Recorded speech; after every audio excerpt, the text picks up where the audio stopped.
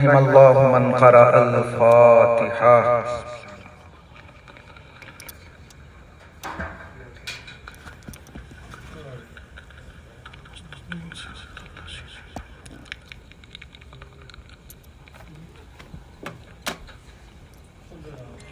لا حول ولا قوة الا باللہ العلی العظیم۔ اعوذ باللہ من الشیطان الرجیم، بسم اللہ الرحمن الرحیم۔ الحمدللہ الذی لا یبلغ مدحتہ القائلون ولا یحصی نعماءہ العادون ولا یؤدی حقہ المجتہدون الذي لا يدركه بعد الحمم ولا يناله غوث الفتن الذي ليس لصفته حد محدود ولا نعت موجود ولا وقت معدود ولا أجل ممدود فطر الخلائق بقدرته ونشر الرياح برحمته ووطد بالصخور ميدان أرضه ثم الصلاة والسلام والتحية والإكرام على النبي المكي المدني القرشي الحاشمي الذي سمي في السماء بأحمد وفي الأرض بأبي القاسم محمد وعلى آله الطيبين الطاهرين المعصومين سيما بقية الله في الأرضين روحي وأرواح العالمين لتراب مقدمه الفداء ولعنة الدائمة على أعدائهم أجمعين من لحظتنا هذه إلى لقاء يوم الدين أما بعد قال الله تبارك وتعالى في كتابه المبين وقوله الحق وهو أصدق الصادقين بسم الله الرحمن الرحيم إن الله لا يغير ما بقوم حتى يغيروا ما بأنفسهم وقال مولانا إمام الحسين عليه السلام ألا وإن السنة قد أميتت وإن البدعة قد أحيت فإن تسمعوا قولي وتطيعوا أمري أهدكم سبيل الرشاد صلوات پڑھے محمد وآل محمد۔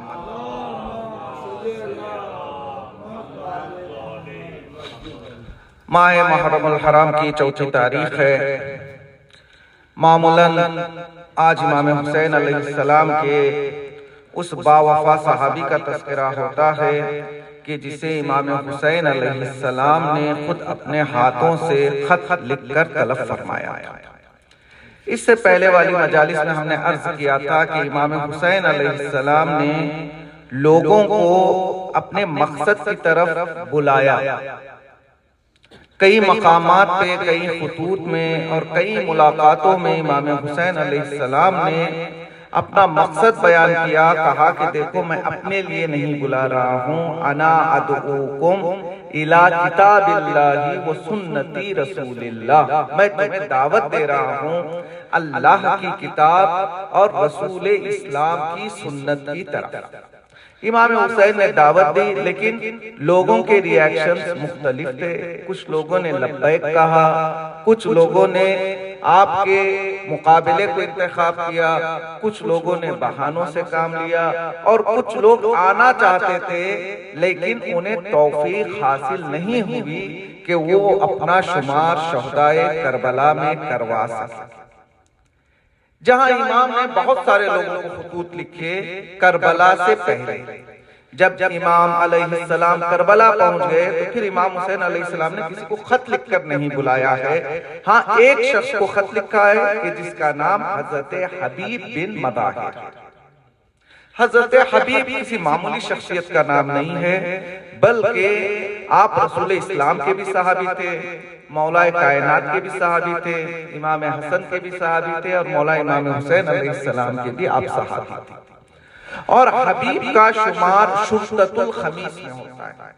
مولا کائنات جب کوفہ میں مسند امامت و خلافت پر بیٹھے تو آپ نے ایک اسپیشل گارڈ کو تیار کیا، یہ جو کمیٹی بنائی جو مخصوص تھی مولا کائنات سے، جسے مختصر سے لوگ تھے، جسے شرطۃ الخمیس سے یاد کیا جاتا ہے۔ اس شرطۃ الخمیس میں مولا کائنات نے حبیب بن مظاہر کو بھی رکھا تھا، اور اسی طرح سے حضرت حبیب علیہ السلام معلم قرآن تھے، قاری قرآن تھے، اور رسول کے مشہور صحابی جناب مظاہر کے بیٹے تھے۔ یہ جناب حبیب کا مختصر سا تعارف، لیکن اس سے بڑھ کر بھی حتماً حبیب کے اندر کچھ اچھی کوالٹیز تھی، جس کی وجہ سے شہزادی جناب زینب نے کربلا میں اپنے بھائی سے یہ فرمایا، بھیا دشمنوں کی فوجوں پہ فوجیں آ رہی ہیں، کیا آپ کی مدد کرنے والا کوئی نہیں ہے؟ تو عالم غربت میں امام حسین علیہ السلام نے جسے یاد کیا، جس پر بھروسہ کیا، اس شخصیت کا نام حبیب ہے۔ امام حسین علیہ السلام نے خط لکھا، من الحسین ابن علی الی الرجل الفقیہ، حسین ابن علی کی جانب سے یہ خط ہے، کس کی طرف ہے؟ رجل فقیہ کی جانب ہے۔ چلے سب سے پہلے ہم یہ دیکھنے کی کوشش کرتے ہیں، امام حسین علیہ السلام یہ جو حبیب کا لقب بیان کر رہے ہیں کہ حسین کی طرف سے خط ہے، کس کی طرف خط ہے؟ رجل فقیہ، فقیہ آدمی فقیہ کیسے بنتا ہے؟ آج کے زمانے میں اگر کسی کو فقیہ بننا ہے تو اس کا راستہ کیا ہے؟ دیکھیں آج کے زمانے میں اگر کوئی فقیہ بننا چاہتا ہے تو سب سے پہلے اسے دینی علوم کو حاصل کرنا پڑے گا، ٹھیک ہے؟ حوزہ علمیہ میں داخلہ لیتا ہے، بیسک سٹیڈیز کرتا ہے۔ جب انسان بیسک سٹیڈیز کو کمپلیٹ کر لیتا ہے تو یہ جو تخصص کو انتخاب کرتا ہے، 5-6 سال فقہ کی کتابوں کو، دوسری کتابوں کو پڑھتا ہے، وہ ایک مرحلے تک پہنچتا ہے کہ اسے آگے مرحلے میں پہنچنا ہوتا ہے۔ میں مثال کے ذریعے سمجھاؤں تو 3 مرحلے ہیں۔ سب سے پہلا مرحلہ یہ ہے کہ وہ بیسک کورس کو کمپلیٹ کرے، پھر اس کے بعد یہ 5-6 سال کا جو ہے کمپلیٹ کرے، 5-6 سال کا ایم اے کمپلیٹ کرے، 8-10 سال کی جو ہے پی ایچ ڈی کمپلیٹ کرے، پھر اس کے بعد کسی مجتہد کے درس میں جا کر بیٹھے، 20 سال 25 سال اس کے فتویٰ نکالنے کے پریکٹس کو سیکھے۔ جب اچھی طرح سے اسے فتوے کا عبور حاصل ہو جائے تو اسی کے جیسا کوئی دوسرا مجتہد جسے اس سے پہلے کسی نے مجتہد ہونے کی سند دی تھی، 50-60 سال کی محنت سے، صرف محنت سے نہیں، ساتھ میں اپنے نفس کا بھی خیال رکھے، تقوی پرہیزگاری پلس 50-60 سال کی محنت کے بعد کوئی دوسرا مجتہد جسے اس سے پہلے کسی مجتہد نے اجتہاد کی سند دی تھی، وہ اس کو سند دیتا ہے کہ آج سے تم مجتہد ہو۔ دنیا میں یہ غیر معصوم سے لقب پانے کے لیے انسان کو 50 سال 60 سال پڑھائی کرنی ہوتی ہے، اپنے نفس کی ریاضت کرنی پڑتی ہے، تب کہیں جا کر اس کے جیسا ہی کوئی غیر معصوم اسے اجتہاد کی سند دیتا ہے۔ اب ذرا عظمت حبیب کا اندازہ لگائیے، جسے کربلا میں وقت کا امام فقیہ کہہ کر خطاب کر رہا۔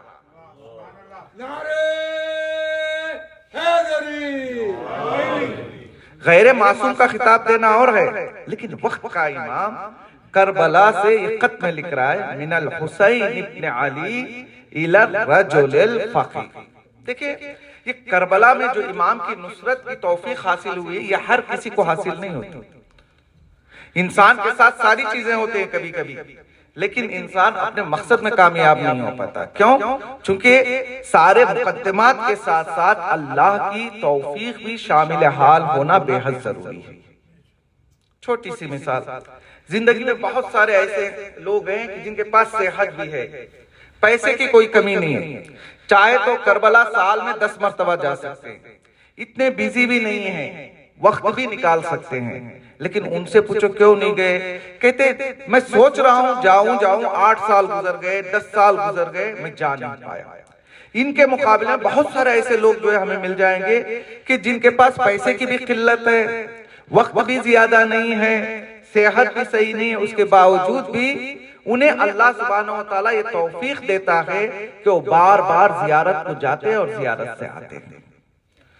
تو یہ جو نیک کام کرنے کا حوصلہ ہوتا ہے، لوگ بہانے بناتے ہیں، میرے پاس زیادہ پیسہ ہوگا تو میں بھی کروں گا، ٹھیک ہے، میرے پاس اچھی صحت ہو تو میں بھی جا کے خدمت انجام دوں گا، میرے پاس زیادہ پیسہ ہوگا تو میں بھی کیا کروں گا، جا کر خدمت کو انجام دوں، میرے پاس وقت نہیں، اگر وقت ہوگا تو میں بھی جاؤں گا دوسرے لوگوں سے۔ نہیں، ہم نے کافی لوگوں کو دیکھا زندگی میں کافی بزی ہوتے ہیں، لیکن اس کے باوجود بھی اللہ سبحانہ تعالیٰ کی توفیق ان کے شامل حال ہوتی ہے کہ وہ ہر چھوٹے بڑے کام میں آتے ہیں اور حصہ لیتے ہیں۔ اور یہ جو کربلا میں شہادت کے درجے پر فائز ہوئے، ایسے ہی نہیں ہے، بلکہ اللہ سبحانہ تعالیٰ سے یہ خاص توفیق انہیں ملی ہے جس کی بدولت، ورنہ بڑے بڑے لوگ تھے، کچھ اصحاب رسول بھی تھے کہ جنہیں توفیق حاصل نہیں ہوئی کہ وہ امام حسین علیہ السلام کا ساتھ دیں اور کربلا پہنچے۔ نہیں، بڑے بڑے صحابہ، لیکن شہدائے کربلا میں شامل ہونے کی توفیق نہیں ملی۔ لیکن اس کے مقابلے میں کچھ لوگ ایسے جو ابھی مسلمان ہوئے، وہاب قلبی ابھی مسلمان ہوئے، لیکن انہیں اتنی بڑی توفیق مل گئی کہ وہ شہدائے کربلا میں شامل ہو سکے۔ جان مولا کے غلام ہیں، لیکن انہیں یہ توفیق ملی کہ وہ جائیں کیا ہو، کربلا کے شہداء میں شامل ہو جائے۔ اور دوسری طرف بڑی بڑی شخصیات تھی جنہوں نے خطوط لکھ کر امام کو بلایا تھا، لیکن انہیں توفیق نہیں ملی کہ وہ شہدائے کربلا میں اپنا شمار کرا سکیں۔ جناب حبیب ابن مظاہر مولا کے ساتھ نہیں ہے، لیکن شہدائے کربلا میں شامل ہونا ہے تو امام کربلا سے خط لکھ کر بلا لا۔ دیکھیں، انسان کا جو یہ ضمیر ہوتا ہے وہ گناہ سے پہلے بیدار نہیں ہوتا ہے۔ جب گناہ سرزد ہو جاتا ہے نا، جب تک گناہ کی طرف آگے بڑھ رہا ہے ضمیر سویا ہوا ہے۔ انسان کے ڈیزائرز جو ہے موجیں مارتی ہیں۔ انسان ایک مرتبہ جا کے گناہ کر دیتا ہے نا، گناہ کے بعد فوراً یہ ضمیر جاگتا ہے، تو نے ایسا کیوں کیا، تجھے نہیں کرنا چاہیے تھا۔ پہلے آکے نہیں سمجھاتا ہے، گناہ سرزد ہو گیا، گناہ کے بعد آکے سمجھائے گا فلاں راستہ تھا، ایسے بھی کر سکتا تھا۔ دیکھیں، زلیخا نے حضرت یوسف علیہ السلام کو پریشان کیا، یہاں تک کہ تہمت لگائی، آپ کو زندان میں بھیج دیا۔ ساری کہانی ختم ہوئی، کچھ مدت کے بعد اسے احساس ہوتا ہے، قرآن مجید کہتا ہے الآن حس الحق، اب حق جو ہے ظاہر ہو رہا ہے۔ اب وہی زلیخا کہ جس نے زندان میں بھیج دیا تھا، اب لوگوں سے یہ کہتے جو ہے لوگ جو ہے سن رہے ہیں، زلیخا کہہ رہی ہے کہ یوسف بے گناہ تھا، غلطی میری تھی۔ اب بالکل کربلا میں بھی یہی ہوا، جب تک امام حسین علیہ السلام کو شہید نہیں کیا، سب لوگوں کے سر میں ذہن میں یہ خیال تھا کہ کسی طرح سے جائے حسین اور ان کے اصحاب کو شہید کرے، لیکن واقعہ کربلا کے بعد یہی عمر سعد ہمیں پچھتاتا ہوا نظر آتا ہے، یہی خولی ہمیں پچھتاتا ہوا نظر آتا ہے۔ نہیں، واقعہ ہونے کے بعد پچھتانا نہیں۔ عبید اللہ کو امام نے بلایا تھا نا، تم ہمارے ساتھ جو ہے چلو، میں تمہیں جنت میں مکانات دوں گا۔ اس نے کہا مولا نہیں، میں گھوڑا دینے کے لیے تیار ہوں، میں پیسہ دینے کے لیے تیار ہوں، میں نہیں جاؤں گا۔ اسی کے بارے میں ملتا ہے جب اس نے سنا کہ روز عاشوراء امام حسین اور آپ کے اصحاب کو شہید کر دیا گیا، کوفے سے نکلتا ہے، کربلا تک پیدل چلتا ہے، راستے میں کوفے کی خاک کو اٹھاتا ہے، اپنے سر پر ڈالتا ہے، ماتم کرتا ہوا امام حسین علیہ السلام کی قبر پر بیٹھ جاتا ہے، بہت دیر تک گریا کرتا ہے، لیکن اس کے گریا کرنے کا کوئی فائدہ نہیں، چونکہ وقت پر اس نے فیصلہ نہیں کیا، اسے وہ توفیق نہیں ملی کہ وہ بھی شہدائے کربلا میں اپنے آپ کو شامل کرواتا۔ ذہن میں سوال پیدا ہوتا ہے، یہ توفیق ملتی کیسے ہے، یہ توفیق چھنتی کیسے ہے، یہ توفیق ملتی کیسی ہے کہ جس کی وجہ سے انسان نیک کاموں سے اپنے آپ کو پیچھے نہیں رکھتا۔ میں مفصل گفتگو نہیں کروں گا، صرف 2-3 چیزوں کی طرف آپ کو لے جانا چاہوں گا، پھر انشاءاللہ اپنی بات کی طرف واپس پلٹوں گا۔ اگر روایتوں میں ہم غور کریں تو کچھ چیزیں بیان کی گئی ہیں، اگر انسان اس کا پابند ہو جائے تو اسے اللہ سبحانہ وتعالیٰ کی جانب سے توفیق ملتی ہے کہ وہ نیک کاموں میں اپنے آپ کو آگے بڑھا سکے۔ سب سے پہلی چیز جس کی وجہ سے انسان کو توفیق ملتی ہے وہ چیز ہے تفکر. من تفکر فی آلاء اللہ وفق لہ. روایت میں ہے کہ اگر کوئی اللہ سبحانہ و تعالیٰ کی نعمتوں پر زیادہ سے زیادہ غور و فکر کرے گا تو اسے توفیق حاصل ہوگی. کیسے غور و فکر کرے گا؟ مثال کے طور پر اگر انسان اللہ کے بارے میں نہ سوچے نا، دنیا میں محو ہو جائے تو دھیرے دھیرے اس دل کو زنگ لگ جاتا ہے. دل کو جب زنگ لگتا ہے تو زنگ اس مقام پہ پہنچ جاتا ہے، اگر وقت رہتے اسے پاک نہ کیا جائے اس مقام پہ پہنچ جاتا ہے. قرآن کہتا ہے بل رانا علی قلوبہم، اب دل ان کے مردہ ہو چکے ہیں، جو بھی کرو زندہ ہونے والے نہیں. جب زنگ تھوڑا بہت ہوتا ہے نا تو اسی وقت انسان کو جلا کر لینا چاہیے، اسے پاک کر لینا چاہیے، اس زنگ کو نکال دینا چاہیے.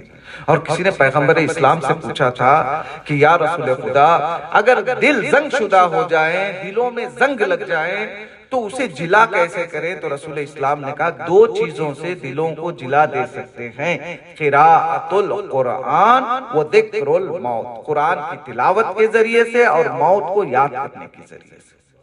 انسان دیکھیں جو دنیا میں آیا ہے، چاہے پیسے والا ہو، چاہے اس نے اچھی زندگی گزاری، چاہے انہیں دیندار جو ہے زندگی گزاری، سب کو ایک نہ ایک دن جانا ہے.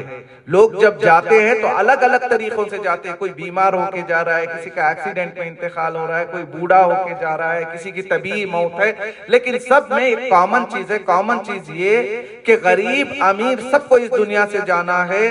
جاتے وقت ایک چیز سب میں کامن ہوگی، سب کا ایک ہی کفن ہوگا، ایک ہی زمین میں دفن ہونا. انسان سوچ لے جاتے وقت جب مجھے کچھ لے کے نہیں جانا ہے تو پھر دنیا میں اتنا جو ہے انسان محو اس لیے ہو گیا ہے. اگر یہی چیز دشمنان امام حسین علیہ السلام سوچ لیتے تو پھر امام حسین علیہ السلام کے مقابلے میں کبھی نہیں آتا. اور حضرت حبیب کو قرآن سے بھی شوق تھا.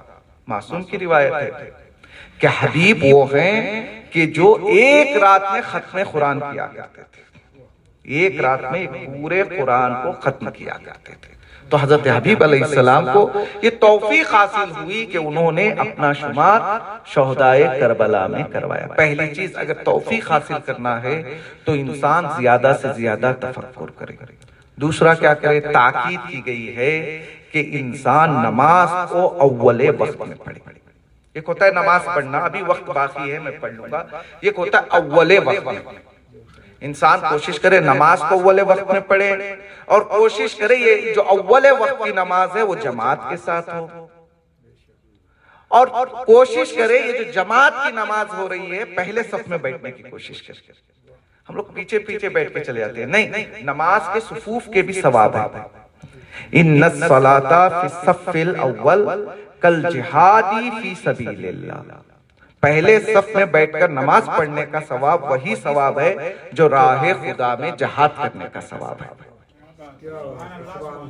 کچھ لوگ کہتے ہیں زیادہ ثواب کیا کریں گے، جتنا مل رہا ہے مل جائے. بھئی نماز تو پڑھ رہے ہیں نا، 5ویں میں مل جائے، 10ویں میں مل جائے، 12ویں میں مل جائے، اتنا ثواب لے کے کیا کریں گے؟ جو ثواب ہے وہ کافی ہے. نہیں، دیکھیے اگر آپ کا گھر کسی جنگل میں ہو، 2-4 شمع آپ کے گھر کو روشن نہیں رکھ سکتی.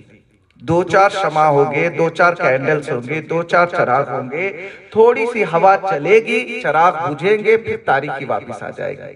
اگر آپ کے گھر میں 1000 2000 3000 چراغ چل رہے ہوں، جتنی بھی تیز ہوا آ جائے امکان ہے کہ کچھ نہ کچھ چراغ باقی ضرور رہیں گے جو ہمارے گھر کو روشن رکھیں گے. قبر میں پتہ نہیں کتنے چراغ کی ضرورت پڑے گی. انسان یہ نہ کہے کہ 2 4 8 چراغ میرے لیے کافی ہے، پتہ نہیں وہاں کون سی آندھیوں کا سامنا کرنا پڑے گا. لہٰذا انسان کو کوشش کرنی چاہیے زیادہ سے زیادہ روشنی لے کر اس دنیا میں جائے.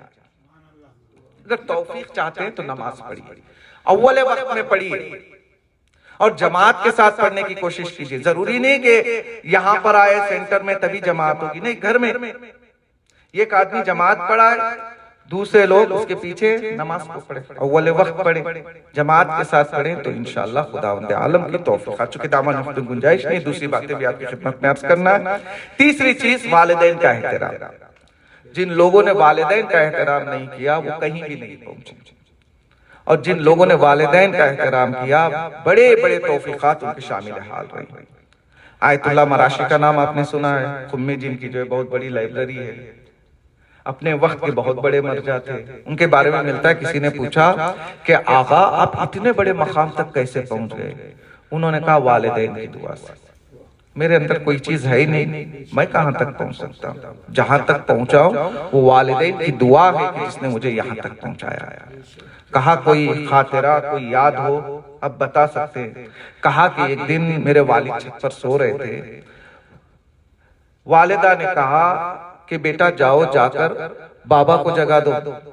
میں باپ کو جگانے کے لیے گیا تو میں نے دیکھا کہ میرے بابا سو رہے ہیں، اور میں نے مناسب نہیں سمجھا کہ میرے باپ کو نیند سے بیدار کروں، لیکن ایک طرف ماں کا حکم ہے، ماں کہہ رہی ہے جاؤ جگاؤ، دوسری طرف باپ کا احترام ہے، میں باپ کی نیند میں خلل وارد نہیں کر سکتا، تو میں نے درمیان کا راستہ اپنایا۔ میں میرے والد کے پیروں کے پاس جا کر بیٹھ گیا، ان کے تلووں پر اپنے رخساروں کو جو ہے ملنے لگا، دھیرے دھیرے دھیرے دھیرے۔ تھوڑی دیر کے بعد میرے والد بیدار ہوتے ہیں اور دیکھتے ہیں کہ میں ان کے پیروں کے پاس بیٹھا ہوا ہوں۔ پوچھتے ہیں کہ بیٹا کیا بات ہے؟ کہا والدہ نے اٹھانے کے لیے کہا تھا، میں نے دیکھا کہ آپ سو رہے ہیں، میں نے مناسب نہیں سمجھا کہ آپ کے نیند میں خلل وارد کروں، لہٰذا میں نے یہ طریقہ اپنایا۔ اس وقت میرے باپ نے میرے لیے دعا کی تھی کہ مجھے اللہ سبحانہ وتعالیٰ ایک بڑا عالم بنائے، میں جو کچھ ہوں آج میرے باپ کے اسی دعا کا نتیجہ۔ انسان والدین کی خدمت کریں۔ وَقَضَىٰ رَبُّكَ أَلَّا تَعْبُدُوا إِلَّا إِيَّاهُ وَبِالْوَالِدَيْنِ إِحْسَانًا۔ اللہ نے اپنی عبادت کے بعد کس کا حکم دیا ہے؟ والدین کے ساتھ احسان۔ احسان کا معنی یہ نہیں ہے کہ بچپنے میں انہوں نے کھانا دیا تھا تو ہم بھی کھانا دے دیں گے، پانی دیا تھا ہم بھی پانی کا انتظام، انہوں نے کپڑے کا انتظام کیا تھا ہم بھی کپڑے کو بھجوا دیں گے۔ نہیں، مفسرین تحریر فرماتے ہیں احسانہ کا معنی ہمارے اردو والا احسان نہیں ہے کہ آپ نے کچھ کیا تو میں بھی بدلے میں کچھ کر دوں، نہیں، احسان حسن سے ہے، حسن خوبصورتی سے ہے۔ اللہ کہہ رہا ہے والدین کی خدمت کرنا تو خوبصورتی کے ساتھ کرنا، کھانا نہیں دے دینا، خوبصورتی کے ساتھ کھانا کھلانا، کپڑا نہیں دینا، خوبصورتی کے ساتھ کپڑا پہنانا۔ کیسے خوبصورتی سے؟ آپ کو اپنے بچپنے میں جانا ہے۔ بچپنے میں والدین نے صرف کپڑا نہیں دیا تھا، صرف کھانا نہیں دیا تھا، وہ کپڑا دیا تھا جو آپ کو سب سے زیادہ پسند تھا۔ جب والدین بوڑھے ہو جائے تو وہی سلوک کرو جو سلوک انہوں نے تمہارے بچپنے میں تمہارے ساتھ کیا۔ والدین کے ساتھ اچھا سلوک۔ چوتھی چیز، صلہ رحمی سے توفیقات میں اضافہ ہوتا ہے۔ صلہ رحمی یعنی رشتہ داروں کے ساتھ رابطہ رکھنا۔ ضروری نہیں ہے کہ رشتہ دار کے گھر ہی جائے، آپ بیٹھے، ٹھیک ہے، جتنی توفیق ہو، آپ دور رہتے ہیں فون کال کے ذریعے ان کی خیریت لیجیے، ٹھیک ہے۔ رشتہ دار، صلہ رحمی، مولا کائنات کہتے ہیں کہ سارے رشتہ دار ایک درخت کی مانند ہوتے ہیں۔ کوئی یہ نہیں کہہ سکتا کہ یہ درخت کی ٹہنی سوکھ رہی ہے تو مجھے کیا، وہ ٹہنی سوکھ جائے گی تو اس کا اثر جو ہے ضرور آپ پر بھی۔ توفیقات میں اضافہ۔ اللہ سبحانہ وتعالیٰ نے حضرت حبیب کو یہ توفیق عطا فرمائی کہ وہ نصرت امام حسین علیہ السلام کے لیے کربلا میں پہنچے۔ جب حضرت حبیب امام کی نصرت کے لیے کربلا پہنچے، جنگ کرنے کے لیے گئے، تو جو بھی شہید جنگ کرنے کے لیے جاتا تو جنگ سے پہلے رجس کو پڑھتا، یعنی اپنا تعارف کراتا اور اپنے مقصد کو بیان کرتا، میں کیوں جنگ کرنے کے لیے آیا۔ حضرت حبیب نے بھی اپنا تعارف کروایا، کہا انا حبیب ابن مظاہر، میں کوئی اور نہیں ہوں، میں حبیب ہوں، مظاہر کا بیٹا ہوں۔ لَنَحْنُ أَتْقَى مِنْكُمْ وَأَطْهَرُ، میں مظاہر کا بیٹا حبیب ہوں، اور میں اے فوج اشقیاء تمہیں بتانا چاہ رہا ہوں کہ ہم تم سے زیادہ پاک و پاکیزہ ہیں۔ حبیب نے پہلی کوالٹی اپنی بتائی کہ ہم تم سے زیادہ پاک و پاکیزہ ہیں۔ پھر اس کے بعد حضرت حبیب نے 3-4 کوالٹیز کو بیان کیا۔ وَأَنْتُمْ أَعَدُّ عُدَّةٍ وَأَكْثَرُ، میں دیکھ رہا ہوں کہ تعداد میں تم زیادہ ہو. پھر حبیب کہتے ہیں نحنو اہلو حجت و اظہر، تعداد میں تم زیادہ ہو لیکن حق میں اور دلیل میں ہم مضبوط ہیں. دوسری کوالٹی، پہلا ہم پاک و پاکیزہ ہیں، دوسرا ہم حق کے ساتھ ہیں. تیسری کوالٹی حضرت حبیب نے فوج اشقیاء کے سامنے جو روز عاشورہ بیان کی، وہ کوالٹی یہ حضرت حبیب نے کہا کہ دیکھو ہم پاک و پاکیزہ بھی ہیں، ہم اہل دلیل بھی ہیں، وَأَنْتُمْ عِنْدَ الْوَفَاءِ أَقْدَرُ، تم وہ ہو جب وفا کرنے کا وقت آتا ہے تم دھوکے سے کام لیتے ہو، اور ہم وفادار ہیں. وَنَحْنُ اہل الوفاء وَأَصْبَرُ، ہم اہل الوفا بھی، وفا بھی ہمارے اندر ہے اور صبر بھی ہمارے اندر ہے. پھر حبیب کہتے ہیں ہمارے اندر تقوی تم سے زیادہ ہے. دامن اپنے گنجائش نہیں. حضرت حبیب نے اپنے رجس میں 5 چیزوں پر فخر کیا. یعنی اگر کوئی وقت کے امام کا ساتھ دینا چاہتا ہے تو اس کے اندر بھی ان 5 چیزوں کا ہونا ضروری ہے. پہلے طہارت ہو، دوسرا دلیل حجت ہو، تیسرا وفا ہو، تیسرا جو ہے چوتھا صبر ہو، پانچواں تقوی ہو. اگر یہ 5 چیزیں نہیں ہوں گی تو وقت کے امام کا ساتھ ہم دے ہی نہیں سکتے. ہم اپنے آپ کو کہتے ہیں ہم مومن ہیں. قرآن سے پوچھئے مومن کون ہے؟ سورہ حجرات میں اللہ سبحانہ وتعالی یہ ارشاد فرماتا ہے انما المؤمنون الذین آمنوا باللہ ورسولہ. مومن صرف دعویٰ کرنے سے مومن نہیں ہوتا. 4-5 چیزیں بیان کی. اگر یہ ہمارے وجود میں ہیں تو ہم خود بخود سمجھ جائیں کہ ہم مومن ہیں. اگر نہیں ہے تو ہم مومن نہیں ہیں. کوشش کریں کہ ان چیزوں کو اپنے وجود میں لائیں تاکہ ہم بھی مومنین کے صف میں اپنے آپ کو کھڑا کر سکیں. انما المؤمنون، بے شک مومنین وہ ہیں کون؟ الذین آمنوا باللہ. پہلی شرط وہ مومن ہے جو اللہ پر ایمان لے کر آئے، وہ رسول ہی، صرف اللہ پر نہیں اس کے رسول پر بھی کیا لے کر آئے؟ ایمان لے آئے. بس اتنا کافی نہیں ہے. ثم لم یرتابوا، ایمان لانے کے بعد پھر کبھی زندگی میں شک نہ کرے. 2 چیزیں. تیسری چیز شک نہ کرے. پھر اس کے بعد کیا کرے؟ وجاہدوا بِأَمْوَالِهِمْ وَأَنفُسِهِمْ. زبان سے کہنے سے کچھ نہیں ہوتا، پریکٹیکل ثبوت بھی دینا پڑے گا. اللہ اور اس کے رسول پر ایمان، زندگی میں کبھی شک کو جگہ نہیں دینا. اور چوتھی چیز اپنے مال کے ذریعے سے جہاد کرنا. ہو سکتا ہے کوئی مال بھی دے دے، ضرورت پڑے تو اپنے نفس، اپنے جانوں کے ذریعے سے بھی جہاد کرنا. اولئک هم الصادقون، یہی سچے لوگ ہیں. اگر اللہ پر ایمان نہیں ہے، رسول پر ایمان نہیں ہے اور دل میں شک ہے، مال خرچ کرنے کے لیے، دیکھیں انسان کہتا ہے میرے پاس بہت زیادہ مال ہوگا تو میں راہ خدا میں خرچ کروں گا، میں ڈونیشن اس وقت دوں گا جب میرے پاس بہت زیادہ مال ہے. بھائی جب تم $100 میں $1 جو ہے خرچ نہیں کر رہے ہو تو پھر تم 100 ملین میں 1 ملین بھی خرچ کرنے والے نہیں ہو. پرسنٹیج دیکھو، اگر 100 میں 10 خرچ کر رہے ہو تو جب اللہ سبحانہ وتعالی زیادہ دے گا تب بھی تم انشاءاللہ اس سے زیادہ خرچ. مومن وہ ہے جو ایمان رکھے اللہ پر، اس کے رسول پر، شک کو جگہ نہ دے اور جہاد کرے راہ خدا میں 2 چیزوں سے. ضرورت پڑے تو مال بھی دے دے، ضرورت پڑے تو جان کا نذرانہ بھی پیش کرے. اگر ہم مؤمنین کے صف میں نہیں ہیں تو مقابل میں 4 ہی کیٹیگریز بچتی ہیں. اگر مومن نہیں ہے تو 4 میں سے 1 ہونا پڑے گا. اگر مومن نہیں ہے تو مقابلے میں جو کافر ہے، نعوذ باللہ، جو خدا کا کھلم کھلا انکار کرتا ہے. اگر مومن نہیں ہے تو پھر کیا ہے انسان؟ کافر. اگر مومن بھی نہیں ہے، کافر بھی نہیں ہے تو مومن کے مقابلے میں ایک دوسری کیٹیگری آتی ہے، نفاق، منافق. انسان کافر نہیں ہے تو پھر کس کی فہرست میں آ جائے گا؟ منافق. منافق کیا ہے؟ دل میں کچھ اور ہے، زبان پر کچھ اور ہے. دل سے کہتا ہے، مثال کے طور پر آپ ہی کی مثال، زبان سے کہتا ہے میں علی کو مانتا ہوں لیکن پریکٹیکل لائف میں وہ کام کرتا ہے جو علی کے خلاف. یہ نفاق ہے. اور تاریخ میں بہت سارے منافقین کا تذکرہ ہے. حضرت موسیٰ کے زمانے میں مرحوم فیض کاشانی اپنی کتاب میں واقعہ نقل کرتے ہیں، کہتے ہیں کہ حضرت موسیٰ کے زمانے میں کچھ لوگ تھے کہ جو موسیٰ کے ساتھ بھی تھے، فرعون کے ساتھ بھی تھے، چونکہ وہ رسک لینا نہیں چاہتے تھے، وہ دیکھ رہے تھے حالات کو دیکھتے ہیں، جس کی طرف حالات بڑھیں گے ہم بھی اپنے آپ کو اس طرف کر لیں گے تاکہ ہم اپنے آپ کو سیف رکھ سکیں۔ وہ وقت بھی آیا کہ موسیٰ قوم بنی اسرائیل کو لے کر نیل کی طرف جا رہے ہیں۔ ان لوگوں نے دیکھا کہ موسیٰ کے پاس نہ ہتھیار ہے، نہ بڑی فوج ہے، کچھ بوڑھے، کچھ بچے، کچھ جوان اور کچھ عورتیں ہیں جنہیں لے کر موسیٰ جا رہے ہیں۔ لیکن موسیٰ کا پوری طرح سے انکار بھی نہیں ہے، ہو سکتا ہے کہ جو ہے راستہ پار کر لے۔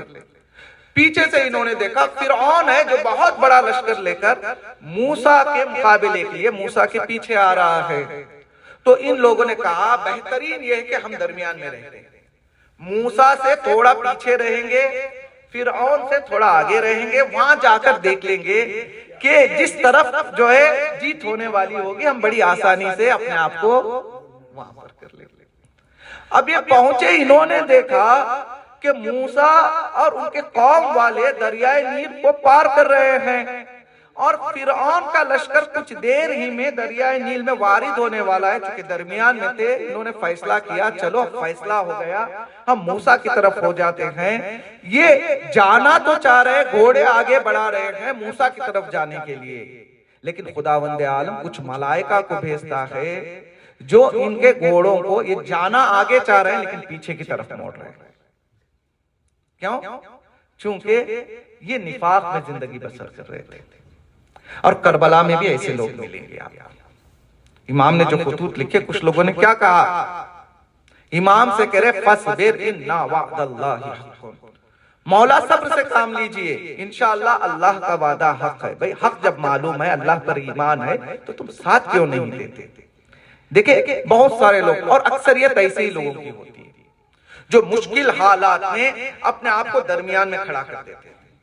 نہ ہم حق کی طرف جائیں گے نہ باطل کی طرف جائیں گے، دیکھیں گے اگر حق جیت رہا ہے تو حق کا کھل کر جو ہے ساتھ دیں گے، اگر باطل جیت رہا ہے تو باطل کا ساتھ نہیں دیں گے، تو کم از کم ہم خاموش بیٹھ جائیں گے۔ اکثریت ایسی ہی ہوتی ہے۔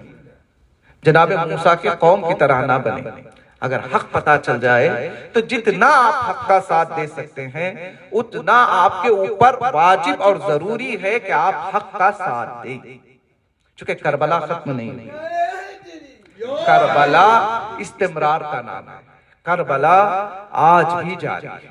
اگر مومنین کے صفوف میں ہم جو ہے نہیں رہیں گے تو پھر کہاں رہنا ہوگا؟ اگر مومن بننا ہے دل سے ایمان، دل سے اللہ پر بھی ایمان، رسول پر بھی ایمان، اور زندگی میں کبھی بھی کسی شک کو جگہ نہیں دیں گے، اور ضرورت پڑے تو مال سے بھی جہاد کریں گے، ضرورت پڑے تو جان سے بھی جہاد کریں گے۔ یہ ہے مومنین۔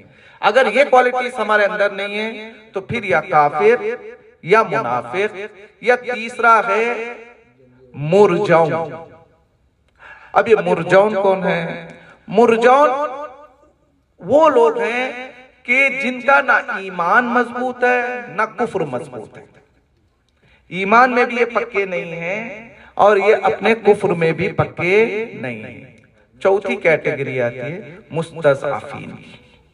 انسان کو کوشش کرنی چاہیے کہ اپنے آپ کو وہ مؤمنین کے صفوف میں کھڑا کرے، جس طرح سے ضرورت پڑنے پر اصحاب امام حسین علیہ السلام نے ثبوت دیا کہ ہم وہ ہیں کہ جن کا اللہ پر پورا ایمان ہے، رسول پر بھی ہمارا پورا ایمان ہے، کسی طرح سے شک نہیں۔ حسین نے بلا لیا تو کامیاب صرف حسین ہی کے ساتھ ہوں گے، اور ان لوگوں نے اپنے مال سے بھی جہاد کیا، اپنے جانوں سے بھی راہ خدا میں جہاد کو انجام دیا۔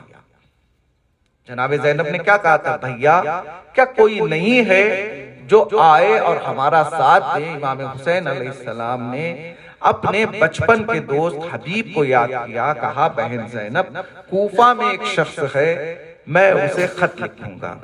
امام نے جو ہے خط میں کیا لکھا؟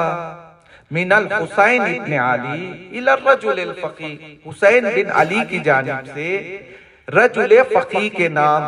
تو امام نے سب سے پہلے حبیب کو اپنے نصرت کے لیے بلایا، حبیب لا تبخل علینا بنفسک، حبیب ہم تمہیں بلا رہے ہیں، دیکھو بخل سے کام نہ لینا، ہم بلا رہے ہیں تو ہماری مدد کے لیے آ جانا۔ اس کے بعد امام نے اس کا ریوارڈ بھی بیان کیا، وہ یجازی کا رسول اللہ فی الآخرہ۔ دیکھو اس کا صلہ ملے گا تمہیں، دنیا میں نہیں ملے گا، آخرت میں میرے جد رسول خدا اس کا صلہ دیں گے۔ اب وہی آگے بڑھ کر امام حسین علیہ السلام کا ساتھ دے گا کہ جس کا آخرت پر عقیدہ مضبوط ہوگا۔ اگر عقیدہ مضبوط نہیں ہوگا تو پھر وہ وقت کے امام کا کبھی بھی ساتھ نہیں دے گا۔ امام نے خط بھیجا، قاصد کوفہ پہنچتا ہے، آپ نے بارہا سنا ہے کہ شام کے وقت قاصد دق الباب کرتا ہے۔ یہ وہ وقت ہے کہ جب حبیب اور زوجہ حبیب کھانے کے لیے دسترخوان پر بیٹھے ہوئے، حبیب نے ایک لقمہ اپنے ہاتھوں میں لیا تھا، ابھی چاہ ہی رہے تھے کہ اس لقمے کو اپنے منہ کی طرف لے جائیں، دق الباب ہوا، لقمہ واپس نیچے رکھا اور حبیب دروازہ کھولتے ہیں، کیا دیکھتے ہیں کہ قاصد آیا ہوا ہے۔ حبیب نے پوچھا کون ہو؟ آنے والے نے بتایا کہ میں حسین کی طرف سے خط لے کر آیا ہوں۔ حضرت حبیب نے خط پڑھا، فوراً آنکھوں سے آنسو جاری ہوئے۔ زوجہ نے پوچھا کس کا خط ہے؟ حبیب نے بتایا میرا مولا حسین دشمنوں کے نرغے میں گر چکا ہے، میرا مولا حسین مجھے نصرت کے لیے طلب کر رہا ہے۔ المختصر یہ کہ کوفے کے حالات صحیح نہیں تھے۔ حبیب نے اپنے غلام کے ذریعے سے اپنا گھوڑا بھجوایا اور کہا کہ تم جاؤ، جا کر کوفے کی سرحدوں پر میرا انتظار کرنا، مناسب وقت دیکھ کر میں وہاں پر پہنچ جاؤں گا، پھر وہاں سے مولا کی رخصت کے لیے روانہ ہو جاؤں گا۔ حبیب نے اپنی زوجہ سے رخصتی لی اور پہنچنے میں، چونکہ کوفے کے حالات بہت سنگین تھے، شدید جو خراب تھے، حضرت حبیب کو تھوڑی دیر ہو گئی۔ حضرت حبیب نے کیا دیکھا کہ جب دیر ہو گئی تو گھوڑے کے آنکھوں سے آنسو روا ہیں اور آپ کا غلام گھوڑے سے یہ کہہ رہا ہے کہ اے گھوڑے تو ڈرنا نہیں، اگر میرے آقا کو آنے میں دیر ہو گئی تو میں خود تجھ پر سوار ہو جاؤں گا اور تجھے نصرت حسین کے لیے کربلا لے جاؤں گا۔ حبیب نے ہاتھوں کو بلند کیا، پروردگارا یہ کیسا وقت آ گیا ہے کہ آج حسین پر غلام اور جانور بھی رحم کر رہے ہیں۔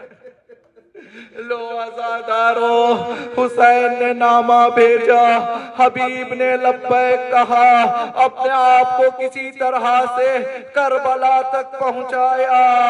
جب جناب زینب کو خبر ملی کہ مولا حسین کے بلانے پر حبیب کربلا پہنچ گئے ہیں تو جناب زینب نے فضہ سے کہا، اماں فضہ ذرا جانا، جا کر میرے بھائی کے دوست حبیب کی خدمت میں سلام پیش کرنا اور زینب کی طرف سے شکریہ بھی ادا کرنا۔ لو عزادارو، جیسے ہی حبیب نے سنا زینب نے سلام بھیجا ہے، شکریہ بھی ادا کیا ہے، حبیب اپنے آپ کو زمین کربلا پر گراتے ہیں، زمین کربلا کی خاک اپنے سر پر ڈالتے ہیں۔ پروردگارا یہ کیسا وقت آ گیا، نبی زادیا ہم غلام زادوں کو سلام و شکریہ بھیج رہی ہے۔ لو عزادارو، حبیب کربلا پہنچ گئے، اب حسین کی راہ میں اپنے جان کا نذرانہ پیش کرنا چاہتے ہیں۔ وہ وقت بھی آیا کہ حبیب میدان کارزار میں پہنچے، حبیب نے اپنی قربانی پیش کر دی، اور وہ وقت بھی آیا کہ جب یہ لٹا ہوا قافلہ کوفے کی گلیوں سے گزر رہا تھا، تمام شہدائے کربلا کے سر ناؤ کے نیزہ پر بلند تھے۔ ایک مرتبہ حبیب کا بیٹا اپنے باپ کو ناؤ کے نیزہ پر دیکھتا ہے، فوراً اپنی ماں کے پاس جاتا ہے، اماں بابا نصرت حسین کے لیے گئے تھے، ہم یتیم ہو گئے۔ ابھی ابھی میں نے دیکھا بازار کوفہ، ناؤ کے نیزہ پر بابا کا سر۔ الا لعنت اللہ علی القوم الظالمین، سیعلم الذین ظلموا ای منقلب ینقلبون۔ بار الہ پروردگارہ، تجھے واسطہ اے محمد وآل محمد کا ہمارے اس مختصر سے عمل کو قبول فرما۔ بار الہ پروردگارہ، ہمارے آنسوؤں میں وہ طاقت عطا فرما کہ وہ رومال زہرا میں اپنی جگہ بنا لے۔ بار الہ پروردگارہ، ہمیں واجبات پر چلنے، محرمات سے بچنے کی توفیق عطا فرما۔ بار الہ پروردگارہ، ہمیں مقصد حسین کو سننے اور اس پر زندگی گزارنے کی توفیق عطا فرما۔ بار الہ پروردگارہ، جہاں کہیں بھی مومنین و مومنات پریشان حال ہیں، سب کی پریشانیوں کو دور فرما۔ بار الہ پروردگارہ، جہاں کہیں بھی مومنین و مومنات بیمار ہیں، سب کو صحت کامل و عاجل مرحمت فرما۔ بار الہ پروردگارہ، جو مومنین و مومنات بے اولاد ہیں، سب کو اولاد صالح عطا فرما۔ بار الہ پروردگارہ، پرچم اسلام کو سر بلند فرما، پرچم کفر و نفاق کو سر نگون فرما۔ تیرے ولی خاص امام کے ظہور میں تعجیل فرما، اور اند الظہور ہم سب کو اس لائق بنا کہ ہم آقا کے اعوان و انصار میں شمار ہو سکیں۔ ربنا تقبل منا انک انت السمیع العلیم۔ ماتم